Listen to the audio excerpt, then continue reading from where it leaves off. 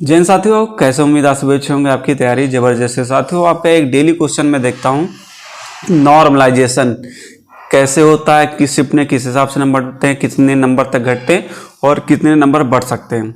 तो ऐसा है मेरे दोस्तों, ये नॉर्मलाइजेशन कितने लोग की नौकरी ले जाने वाला और कितने लोग को नौकरी देने वाला है, क्योंकि इसका ऐसा रूल है कोई आज तक समझ नहीं पाया किस शिफ्ट में ये कितने नंबर बढ़ा देगा, कितना घटा सकता है। तो ये नॉर्मलाइजेशन किस्मत का खेल है। ये किसी को नौकरी दिला देगा, किसी का सपना पूरा कर देगा और किसी का सपना ये तोड़ देगा। तो ऐसा बहुत से साथियों के साथ हुआ। उनका नॉर्मलाइजेशन में पॉइंटों में वो लोग बाहर हुए, पॉइंट से समझ लीजिए वो पास हुए, ऐसे ऐसे हैं मेरे जानने वालों में। तो ये समझ लीजिए आपके किस्मत का खेल है नॉर्मलाइजेशन। अब नॉर्मलाइजेशन में फ़ायदा किसको होगा? फ़ायदा देखो, फ़ायदा आपके जैसे 4 शिफ्ट में पेपर है। पहले ये बात हुई थी कि एक शिफ्ट में होगा, तो एक शिफ्ट में मुझे लग रहा था होता तो नॉर्मलाइजेशन को कोई रोल ही होने वाला नहीं था। तो जब अब 4 शिफ्ट में हो रहा है तो सबसे ज़्यादा फायदा नॉर्मलाइजेशन में 17 फरवरी की जो पहली शिफ्ट होगी उनको सबसे ज़्यादा फायदा मिलने वाला है, चाहे उनका पेपर इजी हो या टफ। क्योंकि जब भी नॉर्मलाइजेशन का फ़ायदा सबसे ज़्यादा मिला है तो जो सबसे पहली शिफ्ट होता है उसको, इवनिंग वालों को उतना नहीं मिलता है। और सबसे ज़्यादा नुकसान होगा 18 की सेकेंड को, क्योंकि वहाँ पेपर उनका इजी होता है तब भी उनको दिक्कत है, टफ होता है तब भी। तो उनके अगर ज़्यादा टफ रहता है तो पेपर उतना नंबर 1-2 तब भी घटते हैं, लेकिन घटते हैं ज़रूर। तो सबसे ज़्यादा नुकसान 18 सेकेंड को होगा, सबसे ज़्यादा फायदा आपकी 17 फर्स्ट को। तो ये जिनका मॉर्निंग शिफ्ट में पेपर हो तो उनको ज़्यादा नुकसान नहीं, लेकिन एक फ़ायदा होता है इवनिंग की शिफ्ट का पेपर देने का। यूपी पुलिस में आपने नोटिस किया होगा, चाहे जो भी पेपर हो, जो मॉर्निंग शिफ्ट का पेपर होता है जो शाम को आता है, सेम टू सेम, चाहे रीजनिंग के देख लीजिए आप क्वेश्चन और मैथ के क्वेश्चन, तो देखेंगे आप सेम क्वेश्चन सेम पैटर्न के आते, बस केवल डिजिट चेंज रहती। तो क्या पता कोई ऐसा नया क्वेश्चन आ जाए जो आपको ना पता रहे, तो आपके पास मौका रहता है पेपर में 2 घंटे का।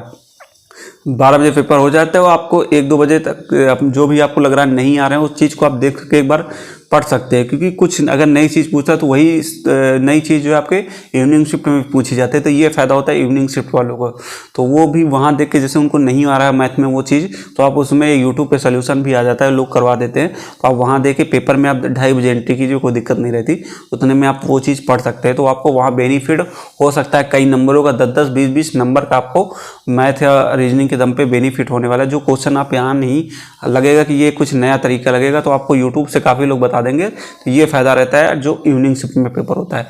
तो आप देख लीजिएगा, आपने ये चीज़ नोटिस नहीं किया होगा तो मैं आपको बता दे रहा हूँ कि जो जैसे 18 जून में हुआ था, तो 18 जून की मॉर्निंग शिफ्ट और 18 जून की इवनिंग शिफ्ट का पेपर देखिएगा 2018 में, और चाहे जनवरी में देखिएगा, तो सबके देखिएगा शाम और सुबह पेपर में बहुत ज़्यादा डिफरेंस नहीं, क्वेश्चनों में केवल डिजिट चेंज है। ऐसे होता है। ये जो है आपको कोई नहीं बताने वाला, ये मेरा तरीका है, मैंने जो अनुभव किया वही चीज़ आपके साथ शेयर कर रहा हूँ। दूसरी बात ये जो एक्यूरेसी वाली आपकी बात आ रही है कि एक्यूरेसी ऐसा नहीं है। एक्यूरेसी पे आपका नॉर्मलाइजेशन नहीं डिपेंड करता है यूपी पुलिस में। एक्यूरेसी जैसे बहुत बड़े सेंट्रल एग्जाम में जब कई शिफ्टों में पेपर होता है, 10 से 12, 20 से 30 शिफ्ट में, तो वहाँ डिपेंड करता है जो आपके सेंट्रल के एग्ज़ाम होते हैं। यूपी पुलिस में बहुत, जो कई लोग से मैंने पूछा, उनके कोई उतना नहीं, कोई तो 150 भी किया है, तो नंबर उसके उतने बढ़े हैं उतने घटे हैं।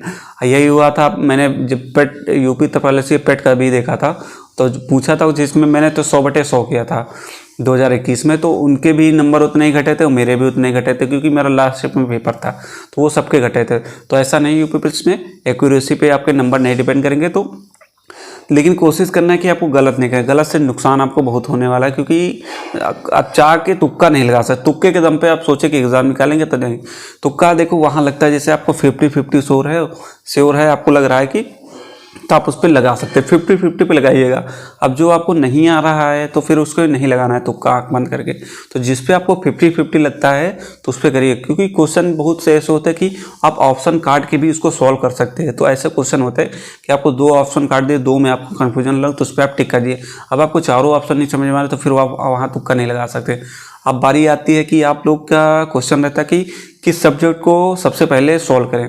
तो देखो, सब्जेक्ट आप कोई भी आपका जो फेवरेट हो, जिसमें लगता है कि मैं इसमें एकदम परफेक्ट हूँ और इससे मुझे दिक्कत नहीं हो रही। क्योंकि देखो क्या होता है कि जैसे आपने जीएस उठा लिया पहले, जीएस आपको नहीं आती, जीएस आप देखेंगे आपको क्वेश्चन नहीं बनने, आपको एकदम डिमोटिवेट हो जाएंगे। मैथ आपको नहीं आ रही, आप देखेंगे यार डिमोटिवेट हो जाएंगे, मेरे पेपर आपके फिर आगे का पूरा पेपर ख़राब होने वाला है। तो ये चीज़ बहुत होती है। तो मेरा तो अनुभव था, मैंने आज तक सबसे पहले रीजनिंग या मैथ 2 सब्जेक्ट मैंने उठाया है, क्योंकि मुझे यहाँ से बहुत ज़्यादा कॉन्फिडेंस रहता है। उसके बाद मैं हिंदी करता हूँ, सबसे लास्ट में जीएस करता हूँ, कि जीएस सबका जानते ही वीक होता है, जिसकी मैथ स्ट्रांग होती है उसकी जीएस ज़रूर वीक होती है। तो मेरा जीएस है, मैं अपने काम भर का स्कोर कर लेता हूँ। तो मेरा सबसे पहला टारगेट रहता है रीजनिंग, मैथ, हिंदी, फिर जीएस, ये ऐसे करता हूँ मैं। तो आप लोग अपने हिसाब से कर लीजिए कि जिस पे आपको लगता है कि उस टॉपिक पे मैं सबसे अच्छा कर सकता हूँ, तो उस टॉपिक को सबसे पहले करें। अगर आपको जीएस नहीं आते तो जीएस मत टच करिए, क्योंकि आप वहाँ से बहुत ज़्यादा डीमोटिवेट होंगे। ये मेरा अनुभव है, मैं आपके साथ जो शेयर कर रहा हूँ वही मैं हर एग्ज़ाम में मेरा होता है, चाहे कितना बड़ा भी एग्ज़ाम हो। जो मुझे फेवरेट सब्जेक्ट लगता है पहले मैं वही करता हूँ, बाद में लास्ट में करता हूँ, ताकि मेरा माइंड डिस्टर्ब ना हो।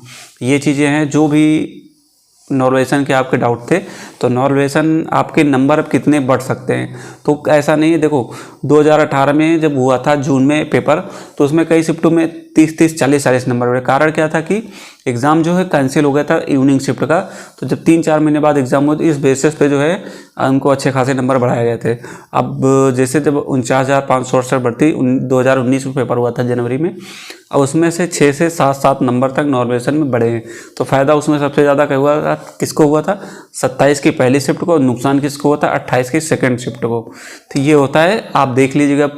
कई लोग जो आपके जानने वाले में पूछ लीजिएगा कि किसको ज़्यादा फ़ायदा हुआ था। तो जिसका पहले दिन पेपर होता है उसको बहुत ज़्यादा फ़ायदा होता है नॉर्वेशन का। तो कोशिश करें, अगर आपकी किस्मत रहती तो दोनों लोग का फ़ायदा है, इवनिंग का भी, क्योंकि इवनिंग में आपको क्वेश्चन भी पता लग जाते हैं किस बेसिस से आ रहे हैं। तो आपको 1-2 घंटे समय रहता है कि आप उससे देख के चीज़ों को समझ सकते हैं।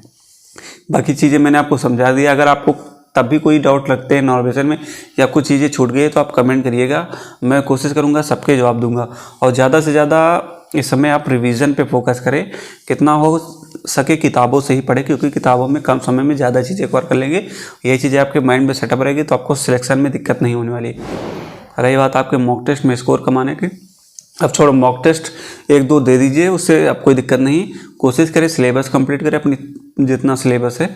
और किस्मत के होती है कि कभी कभी होता है कि आपने जो पढ़ा है वही आपके एग्ज़ाम में आ जाता है। तो ऐसा नहीं कि आपके नंबर कमा रहा है तो आपका सिलेक्शन नहीं होगा, पेपर नहीं देने जाएंगे, ऐसा नहीं। पेपर जाइए, चाहे जितने आपके नंबर कमा रहे हो या ज़्यादा आ रहे हो, पेपर जाइए, कभी आपका पढ़ा हुआ भी आपके एग्ज़ाम में आ जाता है।